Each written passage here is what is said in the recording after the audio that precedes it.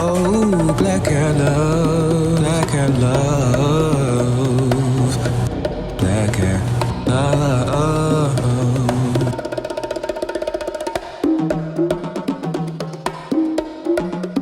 Awesome. Hello, Dr. Ebonyse. How are you? I'm doing well. How are you? Can you see and hear me okay? Yes, I can see and hear you. And I love that picture behind you there. I love that iconic picture. I actually did a wine and sip with some a group of black women, and Yes. that's what we painted. It was actually oh, that was a while ago, but it was this black woman. It was her wine and sip, and so we So she, decided to support her, and that was what we painted, the black version of Rosie Riveter. oh, wonderful. I never knew her name, but I know, that's an iconic picture. Yeah. Yes, yes. Awesome. And did I pronounce your name correctly? Ebonyse. Okay, that's beautiful. I love that. Thank you. Thank you.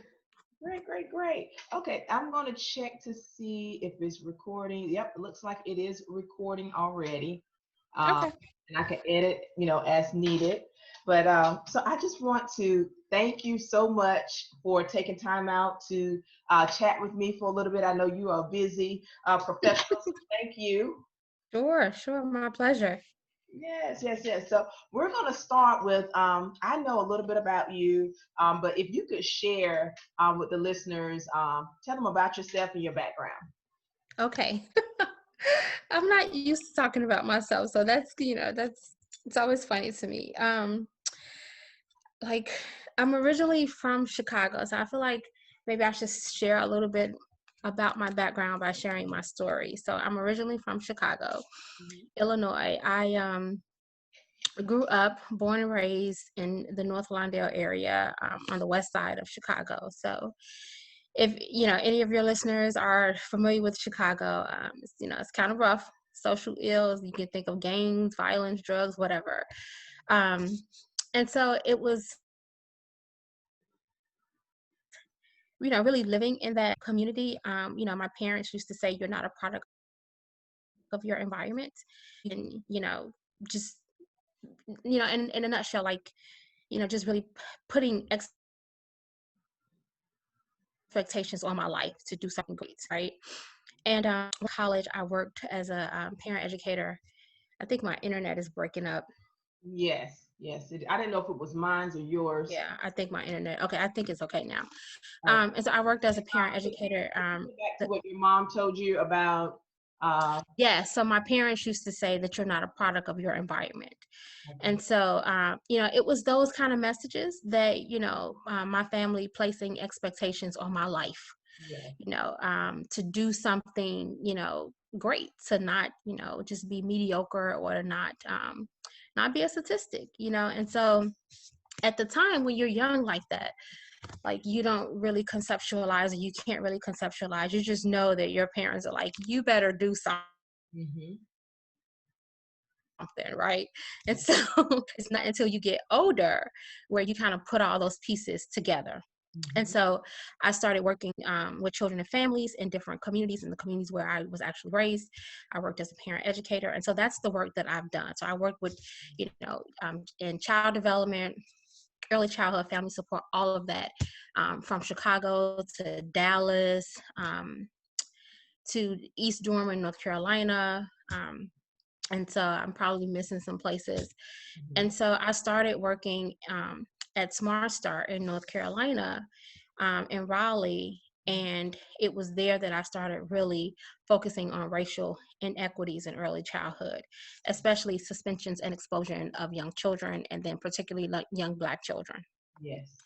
And I started presenting at the Smart Start conference, like, folks need to really know what's happening, in early childhood. And if we say that we are educators and we're in this business to educate all young children, then these are conversations that we need to be having and Yeah. really be thinking intently about how we are preparing educators.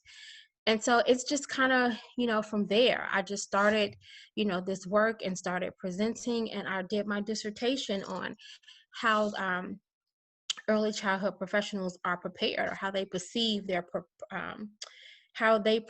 level of preparedness to work with racially and ethnically young children. And I wasn't surprised by my findings.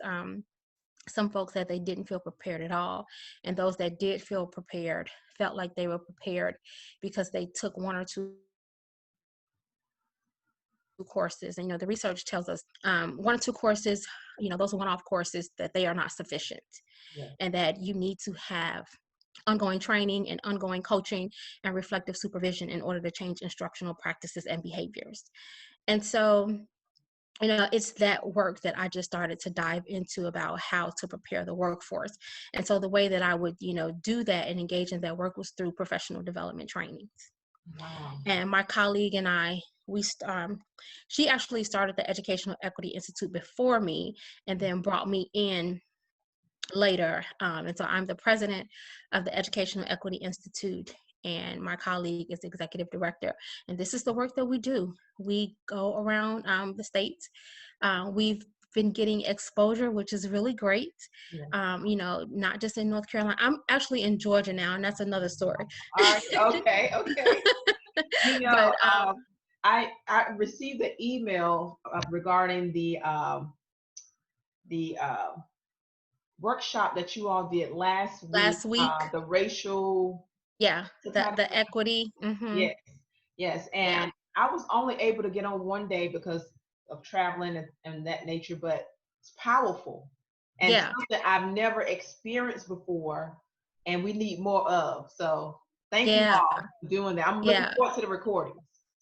It was great. We've never done any kind of presentation with that many people before. We had about 250 people that was on, and we really wanted to create community and create space where we talk about the institutional problems in our systems. And you all had the headline Healing Space, and whoo, that's exactly what it was. I mean, and all the cultures together and talking about their perspectives and having these aha moments and oh wow moments. It was amazing. It was. We left feeling so energized, and that was the first time saying that we had done something like that. We've done the trainings before, but we really changed our vision. And said, if we want to talk about racial equity, we have to be intentional in talking about racial healing. And we felt really strongly that we wanted to have separate racial healing groups first. So people can be their authentic selves. We can have organic conversations, and people can say what they want to say without feeling censored. Because someone else that wasn't and that's not they're saying race or ethnicity was in the group, because sometimes we feel like we can't say what we want to say because we want to be polite or we don't want to hurt anyone's feelings, right? And we didn't want that. Uncensored. Everything was just raw. Some of the things I heard, I was like, ooh, y'all said that. But it was things you think, but you don't say, trying to be politically correct or professionally correct. But it needs to be broad. But it does. It needs to be out in the open, and we can't. I'm my colleague and I, we're firm believers about not sugarcoating this work. Racism isn't sugarcoated. White supremacy isn't sugarcoated. So if we're trying to dismantle the systems, why are we sugarcoating what's real? So, but going back to the healing piece of it, that was the first time we did that.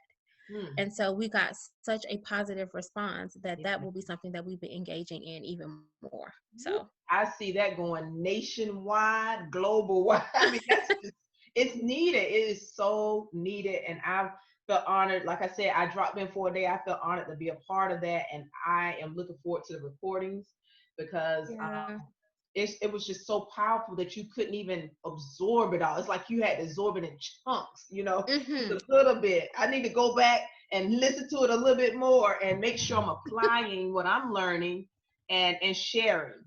But so now the listeners know a little bit about you and the amazing things that you are doing in early childhood education and just in the education arena all around.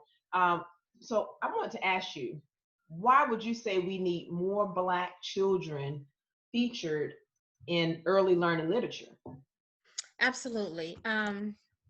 So that's a lot to unpack, Sam. Yeah, I know. um, Such a little time, right?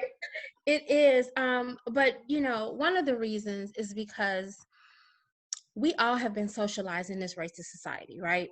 Mm-hmm. So whether whether it's white folks that have benefited and privileged from it, or whether it's people of color that have been oppressed by it.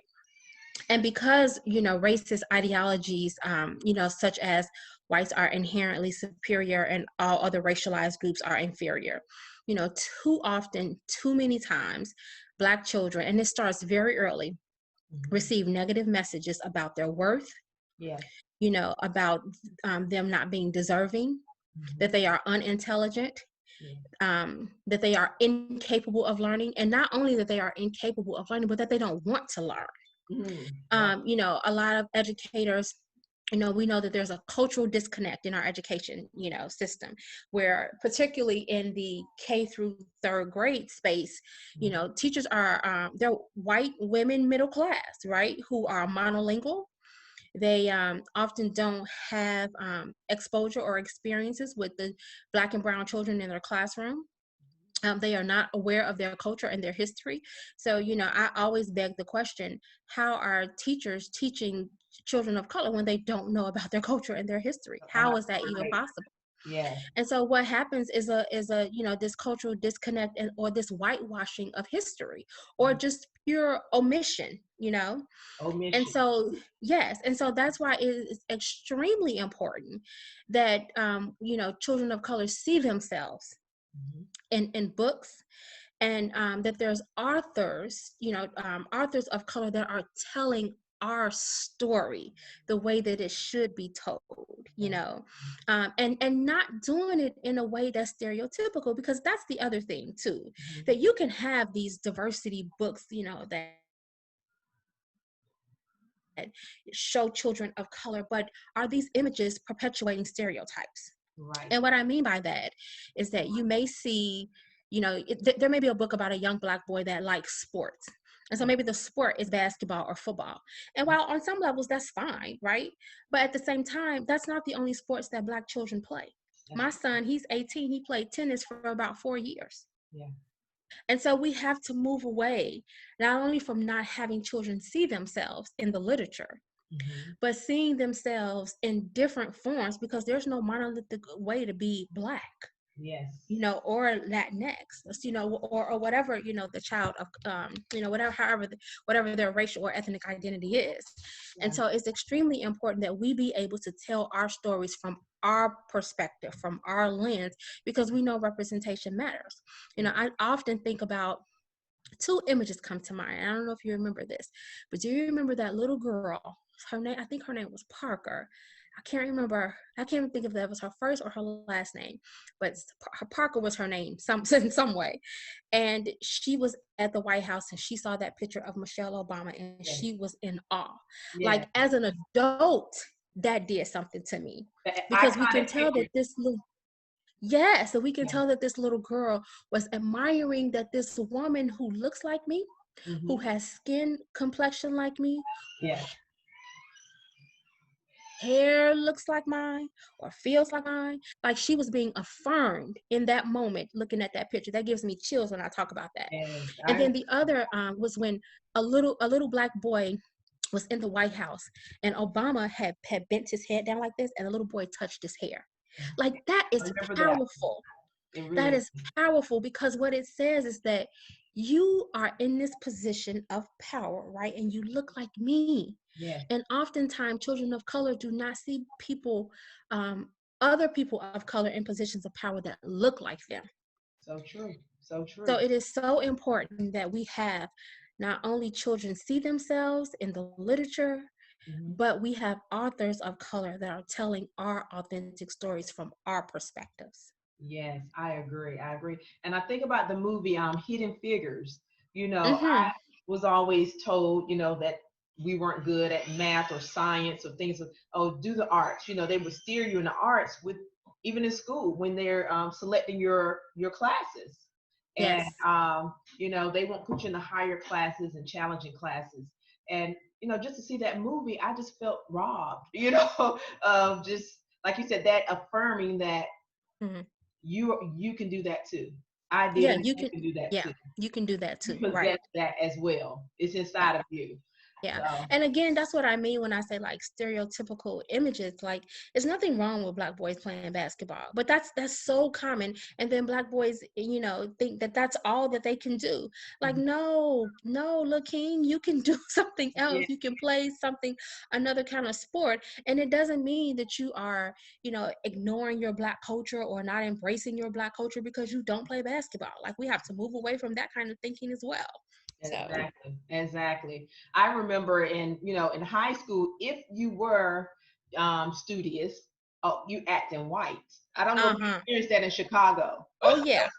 Oh yeah. Oh So yeah. it's just like white is equated to intelligence or Mhm. being studious. And so we Mhm. as a people, we also have to stop oppressing each other with Each those other. words. Yes. Yeah. Yes. That's what that people of color, the black people and the people of color healing session was about last Wednesday. Because Mm, we had two separate healing sessions. And so one yeah. was for white people, the Mhm. other one was for black and other people of color. And we talked about those types of things. Like, Yeah. what are we doing, as a group, Mhm. as a race, Mhm. to perpetuate racist ideologies in our families, Yeah.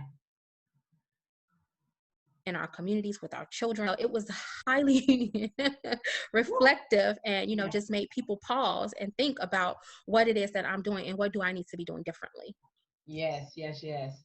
Well, Dr. Ebonyse, I'm enjoying this conversation, but I want to show you the cover of the preschool book. This is Okay. Black Hair Love for preschoolers. And Okay. I was intentional when I picked a black boy on the cover.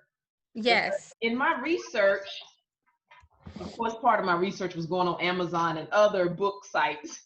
I wanted to find, how many books that featured, Black children on Mm-hmm. the cover and in a positive light, Mm. with clarity, because sometimes they're in the background or it's, you have other digital things around it.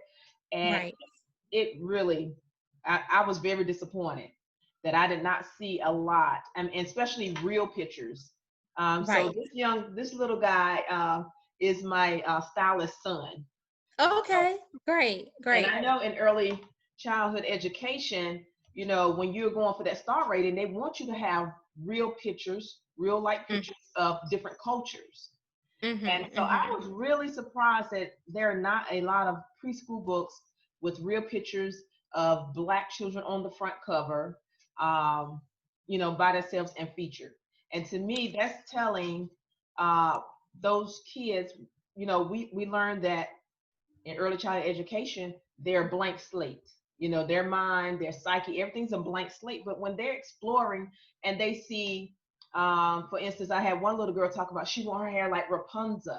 If all they see is the Disney Mm-hmm. princesses and even the one we just got, hair doesn't look like our cultural hair. And if Mm-hmm. all they see is, animals. And that was the other thing. I was watching CNN maybe about a month ago, and another doctor was speaking and she said, do you know there's more books about animals Mm-hmm. than African American children, than Black children? I You can believe that. Yeah. And I was like, whoa. And so Yeah. they're seeing all of these other, you know people featured, animals featured more than they see themselves. So how can Mm-hmm. we say you matter? How can we say that Mm-hmm. you're great and you're wonderful too? Mm-hmm. Right. Right. When it's not depicted and Yeah, they don't see themselves. Right. So exactly. I'm curious, is your book is already published? Is Yes. it Yes, it's on Amazon. You can find it on Amazon. And okay? I actually, I'm with another retailer, so it eventually will be at Barnes and Nobles and other places. But my goal is to get this in every daycare, because the other thing is, I mean, Black Hair Love. I didn't see a book that had a young kid with locks, you know, Yes. Mm-hmm. or talking about an amazing afro or braids, Mm-hmm. And I want children to see, I want them to be represented, see themselves, see Mm-hmm. their family members, you know? Exactly. exactly. So I did one for each age. This is for the teenagers and up, for teenagers Okay. and adults. And once Okay. again, I did a little research and did not see a lot of young teens, Okay. Black males on Mm-hmm. covers. On the covers, yeah. Uh-huh. So again, it's like, what messages are we sending to children, Yes. and to young adolescents? And it helps explain why sometimes they have a problem with their identity, right? Like, And feeling why. valued. Yes, yes. Yeah. And so, it's, again, I go back to what I said, like, it's so important to see yourself represented, you Yes. know. Yes. So It is. so I would definitely promote your book. Like, Oh, thank I you. when I do trainings, yeah, I'm going to, um if with your permission. So one of the things that I do is, and I just posted this training too. I wish we would have had this conversation before. I could have put your book in my And slide that's presentation. the middle book. So I have a book for all ages. This is Okay. by an artist in South Carolina. Okay. And Uh-huh. they all are on Amazon? Yes, they are. Okay, I will look you up. So one of the things that I do is, like, when I do these presentations, I get questions like, can you recommend books? Oh, wow. Yes. And so I would definitely recommend your book, and you got to let me think about how I can have your book a part of my assignments with my students. Oh, wonderful. Um, you got to let me think about how I Yeah. can do that. I would love But to just to collaborate anyway. And I can also forward you some books because Okay. I can, order my author copies and Mm-hmm. I can forward you some just, to help promote and to show and say, hey, you guys check this book out. You can thumb through it here, but you can find it on Yeah. Amazon.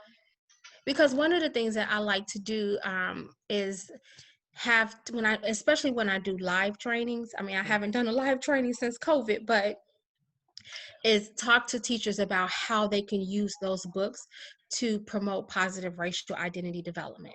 And Yeah. so with your book talking about hair, you Mhm. know, how, in what ways can teachers use this book with young children, and not just young children of color, but with all children, Yeah. to appreciate, and Mhm.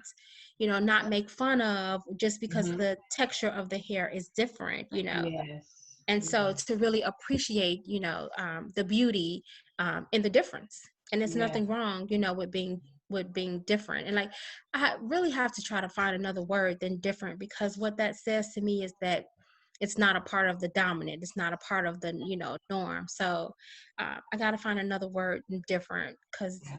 not different just because it's not the norm. I got to find another Exactly. word. Yeah. I haven't found that yet. I understand. Look, I use the word unique a lot, but I understand what you're saying. We'll want to Yeah. make it sound like it's like something that's rare or uncommon. Yeah, because But it's not. And yeah, and I appreciate, like, you offering unique, because, yeah, like, just because it doesn't match, the dominant, doesn't mean that it's wrong or that it's different. mhm. It's unique. So As a kid, one of the things that I used to hold dear to, being unique growing up with my Afrocentric features and dark skin, is it's a little quote to say, uh, variety is the spice of life, and it would say, Yes. if everybody looked the same, what fun is that? What fun is that? Like a Exactly. like a gingerbread. Everybody look gingerbread cookie cutter, you know. Right, right, right, right. And we definitely, as Black folks and folks of color, we definitely have some spice. Yes, yes, yes, yes. So yes, Yes. wonderful, wonderful. And I'm just enjoying chatting with you, and I thank you so much for offering to do that, and we could collaborate. And I'm just Yeah. open to anything, but I really just want young people to feel valued from the time they enter school, and not to feel alienated. Because I've been in environments where I was, the only Black child, and I Mhm. didn't talk the whole time because I just felt so culture shock. Mhm. And I Yeah. felt so, and I did feel different. My dialect was different, and my hair was, Yeah. so you kind of feel very shy, and Right. and so that's why I'm passionate about Black Hair Love, because I want to help kids of all ages to understand that they are beautiful, they are special, they are wonderful, and their Yep, hair is gorgeous just the way God created in its natural state, or in that's any right. of our cultural styles, whether it's braids or Yeah. we whatever we decide to do, we're creative. Whatever we decide to do. I don't We know are if you've creative ever. people.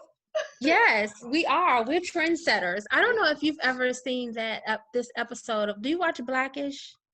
No, I haven't seen it lately. Okay.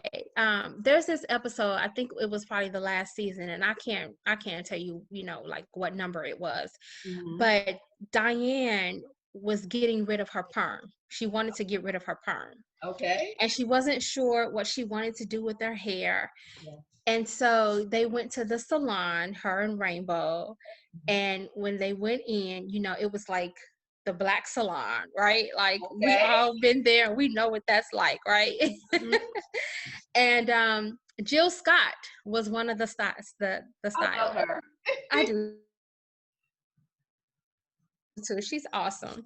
Mhm. And so, she was talking to Diane about what Diane wanted, and Diane was just like really confused.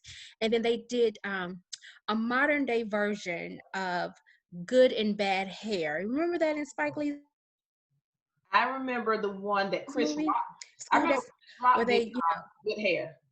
yeah. So in School Days, there's a, my internet is breaking up again. Hmm. So in School Days, there's a piece in a movie where they talk about, where they do this musical Yeah, about good and bad hair, I right? do And remember so, that now. Yeah, because you had the yes, girls with the yes, yes, yes, light yes, skinned yes. girls had the Yeah, had the long weave, yes. even right. And in this episode of Blackish, they did a modern, like up to date musical, but it wasn't about whether your hair was good or bad. It was like it doesn't matter whether you have braids, whether you have twists, whether you have knots, whether you have a perm, Yeah. whether you have long weave, you are just beautiful in your melanated skin. And Yes. so it was such a beautiful and affirming Yes. message, for young Uh, girls, because one of the things that I'm critical of at the same time proud of, is the natural hair movement, right? And so like I got rid of my perm 3 years ago and I wear braids now. I've been wearing braids for like 3 years. One, because I don't want to comb my hair. So and we call that a protective style because I'm ready to braid mine up too because we have our moments where we just want to rest. that's right. That's right. But one of the things that I'm kind of critical of is like, if someone does decide to perm their hair or they do decide to wear a weave, like, does that really mean that they're not for the culture? Does that really mean that they are trying to assimilate?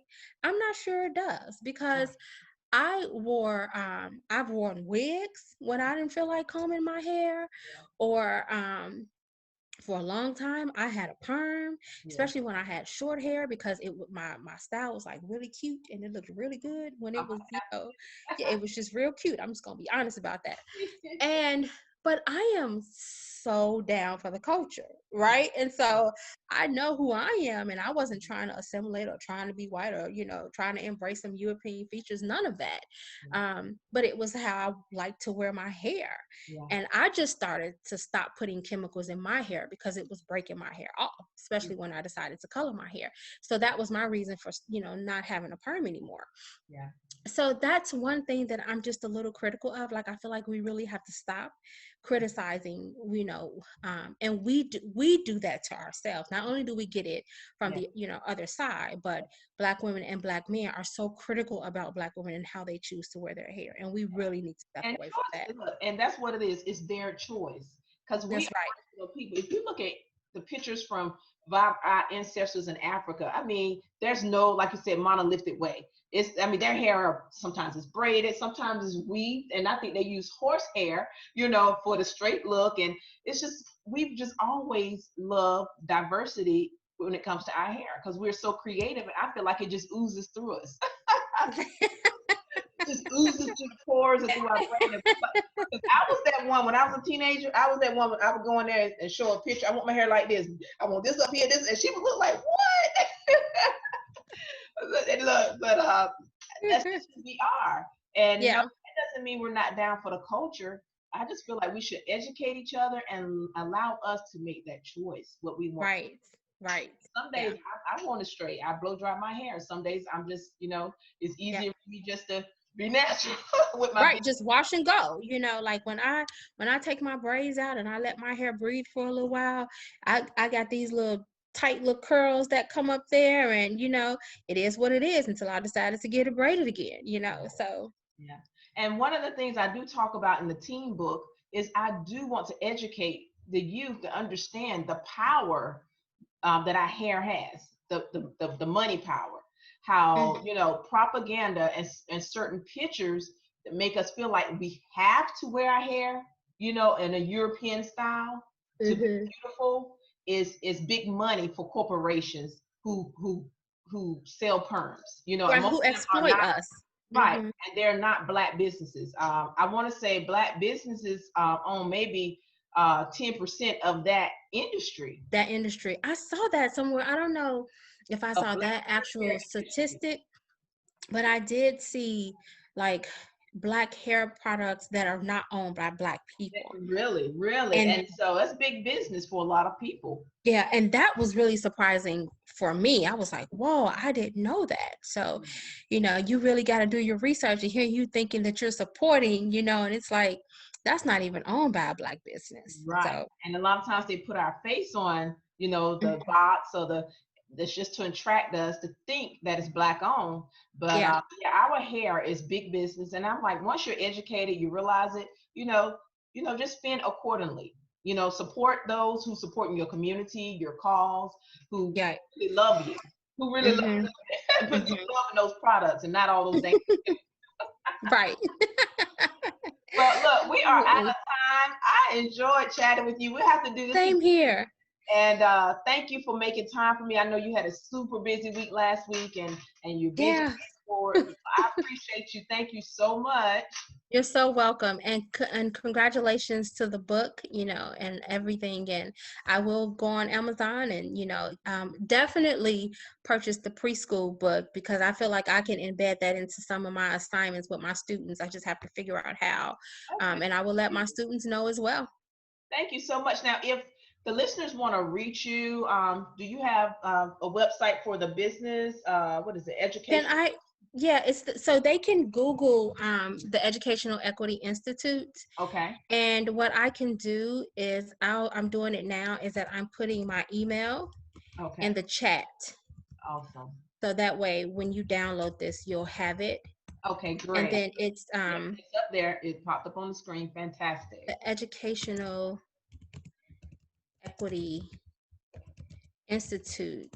And I just finished a module on implicit bias and preschool suspension and expulsion. So if any of your listeners are interested in, just diving a little bit deeper into, some of the disparities and things like that, and in that module, in that module is where I talk about culturally responsive anti-bias practices and Yeah. how teachers can use books to, affirm children's identity. That's why I said, oh, I wish we would have had this conversation, because I could have put your book in my slides. Yeah. So I I love definitely talk about the way literature can be used to it. affirm children's, racial identity in a Wow. positive way. Okay, well, definitely email me the link to that module or that information, because I will also put it on my to-do list to register and listen in. Okay, thank you. Awesome. Thank you. Awesome. Well, thank you and take care. You too. All And have a righty. good evening. Thank you. Bye-bye. Okay, bye-bye. Oh, black and love, black and love, black and love.